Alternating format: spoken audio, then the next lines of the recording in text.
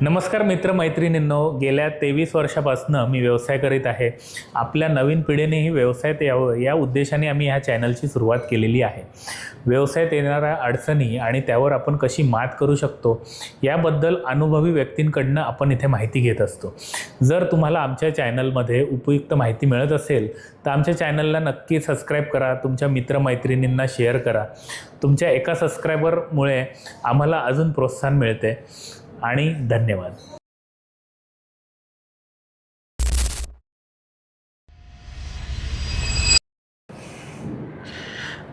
So madam, मग तुम्ही ह्याच्यात असं सांगाल की तुमचं जे रेफरन्सचे पेशंट्स वगैरे आहेत त्यांच्या रेफरन्स थ्रू आलेले जे रेफरन्स असतील का पेशंट्स वगैरे किंवा सोशल मीडिया, तर मग ह्यातनं तुम्ही कसं बघाल की जास्त मला पेशंट्स रेफरन्स थ्रू आले किंवा सोशल मीडिया थ्रू आले किंवा तुम्ही जे अवेअरनेस करता कॅम्पेन्स त्या थ्रू आले? तर मला सगळ्यात जास्त पेशंटचे रेफरन्स येतात अवेअरनेस लेक्चर्समधून. कारण की ज्यावेळेस अवेअरनेस लेक्चर्समध्ये आपण पेशंटला एज्युकेट करतो की नक्की काय काय डिसिजन ते कशामुळे होतात. जसं की आता झोप व्यवस्थित नाही झाले की तुम्हाला कॉर्टिसॉलचा हार्मोन इन्क्रीज होणार, त्याच्यामुळे तुमची फास्टिंग शुगर इन्क्रीज होणार, मग तुम्ही डायबिटिक होतात. असं IT फील्डमध्ये पण बऱ्याच लोकांना होतं कारण की त्यांची नाईटची स्लीप डिस्टर्ब असते, कारण की क्लायंट US बेस असतात. तसंच जर फिमेल्समध्ये बघायला गेलं तर पहिल्या वेळेस पिरियड्स मिस झाले पण त्यांना कळलं नाही की मिस झाले. सेकंड टाइम मिस झाल्यावर फिमेल्सला कळतं की बाबा मला 2 महिने मेन्सेस नाही आले, पण तरी पण ते त्याबद्दल अवेअर नाही होत. ज्यावेळेस आम्ही अवेअरनेस कॅम्प्स टाकतो तेव्हा त्यांना सांगतो की जे फेशियलवरती हेअर्स वगैरे येत आहेत हा सेकंडरी पार्ट आहे, पण पहिला पार्ट आहे की तुमचे मेन्सेस इरेग्युलर होत आहे. म्हणजे जिथं 4 डेज मेन्सेस यायला पाहिजे ते ॲक्च्युली 2 डेजच आहे. So that is the sign for you. So तिथून तुम्ही ट्रीटमेंट सुरू करायला पाहिजे. सो त्यामुळे ज्यावेळेस पेशंटला अवेअर होतो तो या अवेअरनेस लेक्चर्समधून की नक्की मला प्रॉब्लेम काय होणार आहे किंवा काय होतो आहे, तेव्हा जाऊन पेशंट अवेअर होतो आणि तो कन्सल्टिंगला येतो. सो माझ्यासाठी पहिले फर्स्ट येणंच बेटर आहे. आता रिसेंटली आम्ही एक फॅटी लिव्हरवरती केलं होतं आणि फॅटी लिव्हरसाठी ट्रीटमेंट्स आहे हे लोकांनाच माहिती नाही आहे, किंवा कोलेस्ट्रॉल रिव्हर्स केला तर मला फॅटी लिव्हर नाही होणार हे पण कोणाला माहिती नाही आहे. पण जेव्हा आम्ही हा लेक्चर केल्यानंतर मला तिथून खूप चांगले रेफरन्सेस भेटले, कारण की कोणाला स्टेज 1 होता, कोणाला स्टेज 1 फॅटी लिव्हर होता आणि कोणाला कोलेस्ट्रॉल होता. सो हे लोक अवेअर झाले की बाबा नुसती गोळी घेऊन हे बरं नाही होणार आहे, मला याच्यासाठी काहीतरी करायचं आहे, नाही तर गोळी तर मी घेतच राहणार आहे. सो तुम्हाला बरं व्हायचं आहे तर मग मग त्याच्यासाठी तुम्हाला पेशंटला एज्युकेट करायला लागेल. सो म्हणून माझ्यासाठी अवेअरनेस लेक्चर्स खूप इम्पॉर्टंट राहिले. करेक्ट आहे. सो मग ग्रोथ आता जे तुम्ही सुरुवातीपासून आता इथपर्यंत 5 वर्षाची जी काही जर्नी केलेली आहे क्लिनिक्सची, तर मग ह्याच्यात पेशंट वगैरे वाढवण्यासाठी काही अशी स्पेशल स्ट्रॅटर्जी वगैरे असते तुमची का? मग आता रेफरन्स थ्रू तुमचे जे वाढत आलेले आहे ह्याच्याबद्दल काय सांगाल? रेफरन्स थ्रू मी बोलेल की माउथ पब्लिसिटीने पेशंट वाढतातच. स्पेशल स्ट्रॅटेजी आज सच काही नाही आहे, पण सीझन वाईज पंचकर्मच असतात. म्हणजे उन्हाळ्यामध्ये कोणते पंचकर्म केले पाहिजे, थंडीमध्ये कोणते पंचकर्म केले पाहिजे, म्हणजे तुम्ही पूर्णपणे फिट आहात असं आपल्याला माहिती आहे की बाबा मी पूर्णपणे फिट आहे. पण काही अवेअर लोक आहेत की जे खूप अवेअर आहेत ह्या पंचकर्माबाबतीत, आयुर्वेदाबाबतीत. म्हणजे केरला वगैरे व्हिजिट केलेले पेशंट्स आहेत. सो ते पेशंट्ससाठी आम्ही सीझन्सचा काही स्कीम राबवत असतो. या सीझनमध्ये तुम्ही हे पंचकर्म घेऊ शकता, त्याचे असं पॅकेज आहे. सो तिथून मग ॲक्च्युली तो व्यक्ती बरा जरी असला तरी त्यांनी जर पंचकर्मच घेतले किंवा कन्सल्टिंग घेतली, त्याला स्वतःबद्दल जी माहिती होते, त्यानंतर तो ऑब्व्हियसली अजून 2 पेशंट्स मला घेऊनच येतो, म्हणजे त्याची वाईफ म्हणा, त्याची आई म्हणा. सो मी असे काही कॅम्पेन्स राबवते सीझन वाईज, जे आयुर्वेदामध्ये लिहिलेले आहेत, ऑलरेडी ऋतुचर्यामध्ये लिहिलेले आहेत. सो ऋतुचर्याचेच गोष्टी आपण क्लिनिकमध्ये फॉलो करतो आणि तीच माझ्यासाठी मार्केटिंग आहे. करेक्ट. ओके. सो ह्याच्यात आता तुम्ही जो क्लिनिक वगैरे सुरुवात करता ह्याच्यात कुठेही तुम्हाला असं फेअर आणि ह्याच्यात कॉन्फिडन्स यांचं बॅलेन्स ठेवायला काय करता तुम्ही? किंवा आता तुम्ही जे क्लिनिक चालवतात तर ह्याच्यात सुरुवातीला समजा किंवा आत्ता काही चॅलेंजेस वगैरे असतील आणि आता तुम्ही जे कॉन्फिडेंटली चालवताय, मग ह्याच्यात बॅलेन्स कसा ठेवता ह्याच्याबद्दल काय सांगाल? मी असं म्हणेल की फिअर नसेल तर तुम्ही फाईट कसं कराल, आणि फाईट नाही केलं तर कॉन्फिडन्स कुठून येईल. Correct. सो फिअर Very असेल तर तुम्ही फाईट करा, हार्डवर्क करा, आणि हार्डवर्क तुम्हाला हळूहळू कॉन्फिडन्स देतोच. करेक्ट. सो आता तुमची ही 5 वर्षाची जी काय सक्सेस जर्नी वगैरे आपण बघत असेल, सो ह्याच्यात मग तुम्ही ह्याला डेफिनेशन जर करायचं असेल तर तुम्ही कसं डिफाईन कराल? ॲज अ डॉक्टर मी असं म्हणेल की मी अजून शिकतेच आहे. मी प्रत्येक पेशंट माझ्यासाठी वेगळा आहे, वेगळे काही सिम्पटम्स घेऊन येतो. बऱ्याचदा पेशंट असे काही, मला जसा सर्वायकल स्पॉन्डिलिसिसचा पेशंट आला, पण त्याला सर्वायकल स्पॉन्डिलिसिससाठी त्यांनी MRI केला आहे, त्यांनी ऑर्थोपेडिकला व्हिजिट केले, बऱ्याच गोष्टी केल्या आहेत, पण तरी पण त्याला काही फरक नाही पडला आहे. पण त्यांनी कंप्लेंट करायला पाहिजे अप्पर बॅक पेन, पण तो ती कंप्लेंट न करता मला कुठेतरी मुंगळ्या येत आहेत, कोणत्या तरी माझ्या पाठीचा हाच भाग दुखतोय, मला एवढाच पॉईंट दुखतो, असं जेव्हा पेशंट कंप्लेंट करतो ना, मग तो पेशंट परत मला खूप काही शिकून जातो की बाबा याचं डायग्नोसिस हे होतं, पण ॲक्च्युली याला हे सिम्पटम होते. सो ह्या बाबतीत मी अजून पण शिकतेच आहे. जरी तो एक्सपिरियन्स किती पण वर्षाचा असतो तरी मला वाटतं ॲज अ डॉक्टर मी शिकत राहील. पण as a business woman if you say की तुम्ही काय शिकलात, तर ह्या 5 वर्षात मी 3 गोष्टी शिकली आहे. सगळ्यात पहिले तर तुम्ही जेवढे जास्त कम्युनिकेशन स्किल वाढवाल तेवढा जास्त तुम्हाला बिझनेस भेटेल. दुसरी गोष्ट, तुमचा कॉन्फिडन्स हा तुमच्या क्लायंटवरून येतो. जर तुम्ही क्लायंटला खूप चांगल्या प्रकारे ट्रीट करतायत, सर्व्हिसेस प्रोव्हाइड करतायत, तर तुम्हाला क्लायंट बेस खूप चांगला भेटतो. सगळ्यात थर्ड इम्पॉर्टंट गोष्ट, जर कोणताही क्लायंट अफोर्डेबल आहे, जर तुम्हाला वाटतं की हा व्यक्ती अफोर्डेबल आहे, तर तिथं कॉस्ट कटिंग करून सर्व्हिसेस कट करण्यापेक्षा त्यांना सांगा की मी तुम्हाला ही बेस्ट सर्व्हिस देऊ शकतो जर तुम्ही मला ही कॉस्टिंग दिली तर. जर तुम्ही कॉस्टिंग कमी करण्याच्या मागे गेलात तर सर्व्हिसेस कमी होईल, आणि तुमचा बेस्ट क्लायंट तोच असतो जो ॲक्च्युली तुमच्याकडे बार्गेनिंग नाही करत. तोच तुमचं सगळी गोष्ट ऐकणार पण आहे आणि सगळी गोष्ट फॉलो करणार पण आहे. मग तुम्ही बिझनेस चालवा किंवा तुम्ही डॉक्टर असा, जर तो व्यक्ती तुम्हाला तुमची कन्सल्टिंग जी आहे ती द्यायला रेडी आहे, जे मेडिसिनचे ते द्यायला रेडी, तर तोच खरा तुमचा पेशंट आहे, कारण की तो तुमचं ऐकणार आहे. नाही तर जो व्यक्ती बार्गेनिंग करतो तो तुमचं असंही नाही ऐकत. करेक्ट आहे. सो आता तुम्ही डिग्रीनंतर आपले जे व्ह्युअर्स आहेत किंवा नवीन मुलं किंवा मुली ह्या फील्डमध्ये यायचे इच्छुक आहेत, तो यांच्यासाठी तुमचा सल्ला काय राहील? जर तुमचं डिग्री वगैरे झाली तर बिझनेसमध्ये यायचं असेल तर त्यांनी काय करावं, पहिली स्टेप काय असावी, किंवा त्यांनी सुरुवातीला जॉब करावा, तर ह्यासाठी तुमचं एक सजेशन काय राहील नवीन मुलांना? जॉब हा प्रत्येकाचा वैयक्तिक डिसिजन आहे. म्हणजे फायनान्शियल कंडिशन्स प्रत्येकाची कशी आहे त्याच्यावरती जॉब मॅटर करतो. तुम्ही जॉब करूच शकतात, पण जॉब करताना जर तुमचा विजन वेगळा आहे की तुम्हाला एक क्लिनिक टाकायचं आहे किंवा पंचकर्म सेंटर टाकायचं किंवा हॉस्पिटल टाकायचं आहे, NABH ॲग्रिगेटेड हॉस्पिटल टाकायचं, तर त्याच्यासाठी विजन असलं पाहिजे की माझी कॉस्टिंग ही असणार आहे त्यावेळेस. म्हणजे मी जर 5 वर्षानंतर सुरू करणार आहे तर 5 वर्षानंतर मला ही फंडिंग लागणार आहे. मग त्याच्यासाठी मी आजपासून किती सेव्ह करायला पाहिजे किंवा त्याच्यासाठी मी काय काय स्टेप्स घ्यायला पाहिजे. सो ते इम्पॉर्टंट आहे. जर तुम्ही एक बिझनेस टाकणार आहे आणि जर तुम्ही 5 वर्षापासून स्वतःला बिल्ड केलं ना की मला हे टाकायचंच आहे, तर कॉशियसली तुम्ही त्या डायरेक्शनने रूट तुमचा जातो. जर तुम्ही तुमचं ड्रीमच सोडून दिलं की मला नाही करायचं ही गोष्ट, तर तुम्ही जॉबच करत राहणार. जॉब हा चुकीचा नाही आहे, पण तो 9 to 6च्या नादात जर तुम्ही तुमचं 9 to 6 दुसऱ्यांना एम्प्लॉयमेंट करण्यात घालवलं तर काही यूज नाही असं मला वाटतं. म्हणजे पहिले मी जॉब करत होती पण आज माझ्याकडे माझा स्टाफ जॉब करतोय, हे पण इम्पॉर्टंट आहे. सो तुम्हाला लीडर व्हायचं आहे तर लिडरशिपसाठी you have to start from day 1. So ज्यावेळेस तुम्ही डिग्री कंप्लीट करायच्या आधीच तुम्हाला माहिती पाहिजे की नक्की मला क्लिनिक टाकायचं आहे, मला काय करायचं आहे. जर तुम्हाला ते माहिती असेल तर तुम्ही त्या दिशेने सर्टिफिकेशन कोर्सेस करणार, तुम्ही एक्सपिरियन्स घेणार. म्हणजे जॉब जरी केला तरी पण मी त्याच फील्डच्या त्याच एरियामध्ये मी जॉब करेल. म्हणजे आयुर्वेद मला टाकायचं, आयुर्वेद पंचकर्म टाकायचं आहे, तर बहुतेक मी आयुर्वेद पंचकर्म सेंटरमध्येच जॉब करेल. जर मला गायनेक प्रॅक्टिसच करायची तर मी गायनेक हॉस्पिटलमध्ये करेल. हे आपल्याला माहिती पाहिजे, तर त्या राईट सर्टिफिकेशन कोर्सेस आणि राईट सर्टिफिकेशन इंटर्नशिप आपण करू शकतो आणि मग तुम्ही त्या दिशेने जातात. सो 3 वर्ष तुम्ही घ्यायला पाहिजे डिग्री नंतर स्वतःला बिल्ड करायला आणि करिअर स्ट्रॅटेजी बनवायला की नक्की मी कशी ग्रोथ करू शकता. करेक्ट. आणि मग ह्याच्यासाठी आपल्याला कुठले मेन स्किल्स आहेत? आपल्याला जर बिझनेसमध्ये यायचं आहे तर काय इम्पॉर्टंट स्किल्स आहेत जे डेव्हलप करणं गरजेचं आहे? जसं मी बोलली की आपलं कम्युनिकेशन सगळ्यात इम्पॉर्टंट आहे. Correct. सेकंडली तुम्हाला तुमचे आता जरी तुम्ही स्टुडंट आहात तरी तुमचे पॅरेंट्स तुम्हाला काही ना काही पॉकेट मनी देतात. म्हणजे 30,000 म्हणा, 25,000, डिफरंट सिटी टू सिटी. म्हणजे छोट्या सिटीमध्ये 30 लागतील, मोठ्या सिटीमध्ये 50 लागतील. पण 50,000 रुपये खर्च करतोय की त्या 50मधून मी 10 तरी बाजूला ठेवतोय. जर तुम्हाला ती स्ट्रॅटेजी तुम्ही स्टुडंट म्हणूनच समजून घेतलीत तर ज्यावेळेस तुम्ही जॉब करत असाल किंवा बिझनेस करत असाल तुम्हाला सेव्हिंग करणं इझी होऊन जातं. पण आजच्या यूथमध्ये सगळ्यात मी असं म्हणेल की सगळेजण कंपॅरिझन करतायत की बाबा हा असं सक्सेस झाला तर मी पण तसाच व्हायला पाहिजे, तेवढे पैसे इन्व्हेस्ट करतो. पण नक्की त्यांनी काय काय चॅलेंजेस फेस केले किंवा तो कशा दिशेने गेला ते तुम्ही फॉलो करा, इन्स्टेड ऑफ तो आज काय ते फॉलो करण्यापेक्षा.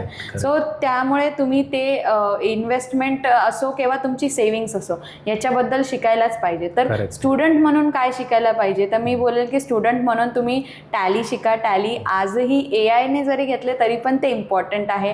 प्रॉफिट आणि लॉस शिका की प्रॉफिट काय असतो, लॉस काय असतो. ह्या गोष्टी तुम्हाला ॲज अ बिझनेस पर्सन म्हणून पण माहिती पाहिजे and as a human being also you should know this things. आजचं फायनान्शियल स्टेटसच तसं आहे. करेक्ट. तुम्ही जर झिरोपासून एखाद्याला क्लिनिकची सुरुवात करायची आहे सो ह्याच्यासाठी पहिल्या 3 स्टेप किंवा महत्त्वाच्या 3 स्टेप काय सांगाल की ह्या 3 स्टेप तुम्ही म्हणजे फॉलो करा? किंवा मी असं म्हणेल की सगळ्यात पहिले तर तुम्ही क्लिनिकची जागा घेतल्यावर त्याच्यामध्ये इंटेरियरमध्ये मिनिमल इन्व्हेस्टमेंट करा आणि इनिशियल गोष्टींवरती जास्त इन्व्हेस्टमेंट करा.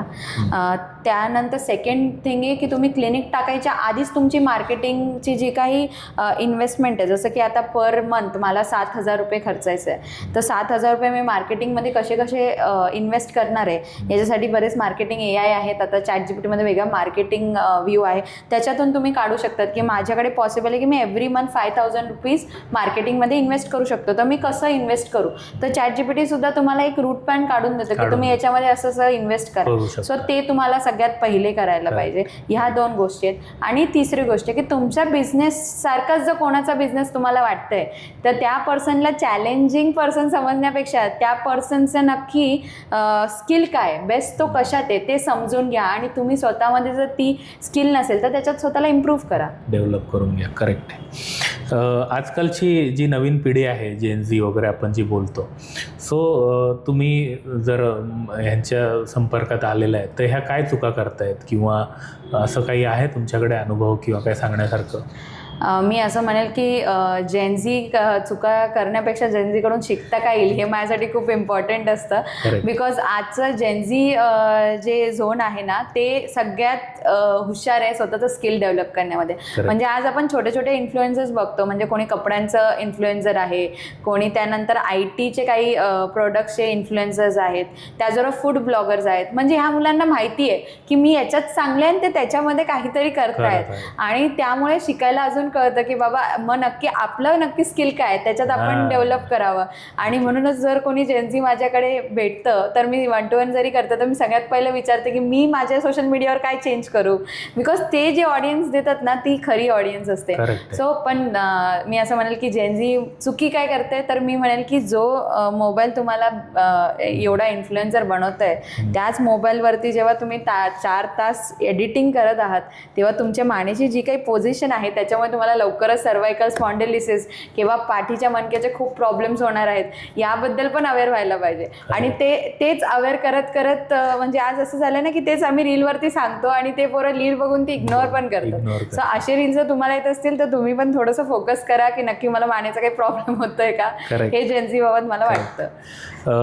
बिझनेस सुरुवात करताना किंवा आता क्लिनिकचं सेटअप वगैरे करताना फॅमिलीचा जो आपल्याला सपोर्ट आहे ह्याला किती इम्पॉर्टन्स देता तुम्ही किंवा ह्याला किती इम्पॉर्टन्स हवा ह्याच्याबद्दल काय म्हणणार? फॅमिली ही तुमची प्रायोरिटी असली पाहिजे. तुम्ही बिझनेस करा, जॉब करा, कोणीही व्यक्ती असाल तुमची फॅमिली तुमची प्रायोरिटी असली पाहिजे. त्या फॅमिलीसोबत वेळ घालवता यायला पाहिजे. म्हणजे नुसतं फोनवरती बोलणं नाही, फोनवरती नाही कोणी बोललं तरी चालेल पण जेव्हा आपण फेस टू फेस भेटतोय तेव्हा आपल्याला डोळ्यात डोळे घालून बोलता यायला पाहिजे. फोनमधून बोलण्याला यूज नाही आहे. म्हणजे आज अशी गोष्ट आहे ना की फॅमिली ग्रुपमध्ये खूप डिस्कशन होतं पण जेव्हा समोर येतात ना तेव्हा त्या विषयाचं मोबाईल मोबाईलमध्ये असं कोणी तो विषयसुद्धा नाही काढत. सो असं नाही पाहिजे. तुमची फॅमिली तुमची प्रायोरिटी पाहिजेच. आणि फॅमिलीच तुमचा बिगर सपोर्ट असतो. म्हणजे आज जर तुम्ही लॉसमध्ये गेलात तर तुम्हाला कोणते सोशल मीडियाचा पर्सन येऊन तुम्हाला हेल्प नाही करणार आहे. तुमची फॅमिलीच परत तुम्हाला उभी करेल की ठीक आहे, याच्यामध्ये लॉस झाला, आपण परत काहीतरी करूया, नाही तर तुला हेच करायचं असेल तर आपण परत इन्व्हेस्ट करूया. सो फॅमिली तुमच्यासाठी इम्पॉर्टंट असली पाहिजे आणि तिला वेळ देणं हे तुमची प्रायोरिटी असली पाहिजे. करेक्ट. सो बिझनेस सुरू केल्यावर तुमची जी पर्सनल लाईफ आहे, सो ह्याच्यामध्ये काही चेंजेस वगैरे झाले का? आणि जे वर्क लाईफ बॅलन्स बोलतो आपण, हे कसं मॅनेज करता, ह्याच्याबद्दल काय सांगाल तुम्ही? मी असं म्हणेल की बिझनेस तुमचा जो असतो ना, ते एक लहान बाळासारखं तुम्ही ट्रीट केलं पाहिजे. की हे लहान बाळ आहे, याला मी एवढा टाईम दिला की हे हळूहळू असं ग्रो होणार आहे. लोक काय चुकी करतात, जास्त वेळ काम केलं तरी पण तो लवकर वाढणार नाही आहे, आणि खूप कमी काम केलं तरी तुम्हाला खूप चांगला रेफरन्स भेटणार नाही. तर तुमचा जो काही बिझनेस आहे त्याला पण तुम्ही थोडे दिवस जॉबसारखंच ट्रीट करा. त्याचा टाईम शेड्यूल ठरवून घ्या की हा माझा टाईम शेड्यूल आहे. मग हळूहळू बॅलन्स होतात. पण चॅलेंजेस सगळ्यांनाच येतात. म्हणजे असं आहे की आता माझी मुलगी 1.5 वर्षाची आहे. नवीन मी क्लिनिक टाकलं तेव्हा ती 8 महिन्याची होती. तर मलाही वाटत होतं की मी तिला वेळ देत नाही आहे का. पण मग मी काय करत होते की मी जेवढ्या लवकर मला काम आवरता येईल तेवढ्या लवकर कामावरून मी तिच्याकडे जात होती. सो ते इम्बॅलन्स थोडासा फील होतं. पण हळूहळू तुम्हाला सवय होते की जसं जॉबला मी एवढे तास देत होती, आता कमीत कमी मला 12च्या ऐवजी 8 तासच द्यायचे किंवा 7 तासच द्यायचे. सो तो हळूहळू बॅलन्स होऊन जातो. करेक्ट आहे. आणि पुढच्या 5 वर्षात तुम्ही कसं बघता आपल्या क्लिनिकला, तुम्ही कुठे बघता, किंवा बिझनेस एक्सपान्शन वगैरे? मी पंचवेदचं नाव ठेवतानाच Panchved complete Ayurveda and physiotherapy rehab ठेवलं की मला याचं रिहॅब सेंटरच ओपन करायचं आहे. सो मी पुढच्या 5 वर्षात पंचवेदला ॲज अ हॉस्पिटल बघते, ॲज अ रिहॅब सेंटर बघते आणि NABH साठी ट्राय करते. Very good. So that is my vision about the Panchved. स्वतःचं सेकंड विजन माझं, जसं मी बोलली की गायनेक आयुर्वेदामध्ये माझी चांगली प्रॅक्टिस आहे, इन्फर्टिलिटीवर चांगली प्रॅक्टिस आहे. सो त्याच्यासाठीच आम्ही गायनेकचं रिहॅब ओपन करणार आहे की जिथं फिमेल्स, आज असं आहे ना की मॅटर्निटी लिव्ह सगळ्यांकडे, पण प्रत्येकाकडे ती आई, मावशी, आजी राहिलेली नाही जी काळजी घेईल. सो त्याच्यासाठीच आयुर्वेदामध्ये जे काही प्रोटोकॉल्स आहे, गर्भसंस्कार, बालसंस्कार, याचंही आम्ही रिहॅब टाकणार की जिथं लोक येऊन राहू शकतील फिमेल्स, आणि ते 6व्या महिन्यापासून जरी तिथं राहिले तरी पण त्यांच्या डिलिव्हरी, पोस्ट डिलिव्हरी हे सगळं आपण त्यांना तिथं प्रोव्हाइड करू आणि चॅलेंजेस मॅनेज करू, बिकॉज तिथं डॉक्टर्सची ॲक्च्युअल टीम असणार. नक्कीच. आमच्या पण गुड विशेसच मॅडम, तुमचं हे व्हावं स्वप्न पूर्ण 5 वर्षाच्या अगोदर पूर्ण व्हावं.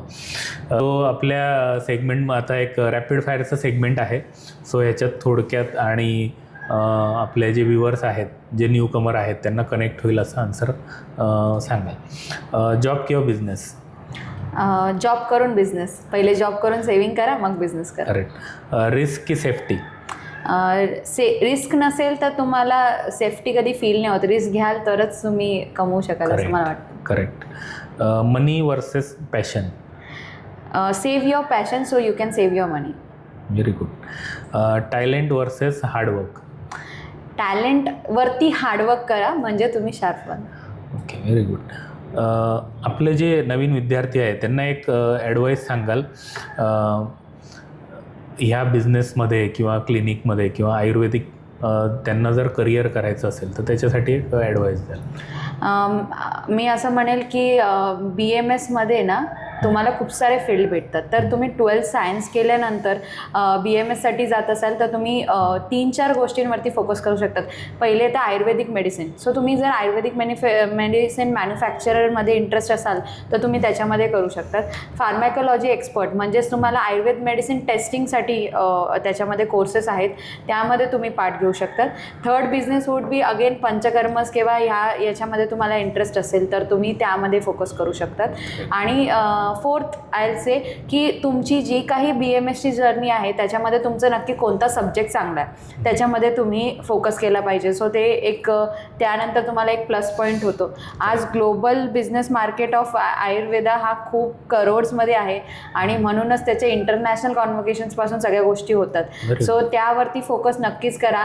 तुम्हाला आयुर्वेद मेडिसिन हे जर याचे मॅन्युफॅक्चरमध्ये इंटरेस्ट असेल तर MHS पासून सगळे साईट्स तुम्ही व्हिजिट करून तिथं जाऊन बघू शकता की नक्की कशा कशात कोर्सेस आहेत.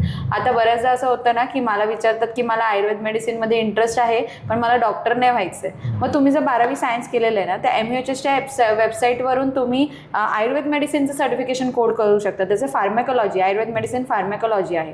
सो तुम्ही जर ते केलं तर तुम्ही मॅन्युफॅक्चर प्लस फार्मॅकचे कोणतेही डाबर, हिमालया वगैरे कंपनीज, इंडस्ट्रीजमध्ये जॉईन होऊ शकता. करू शकता. Yes. Okay okay, very good.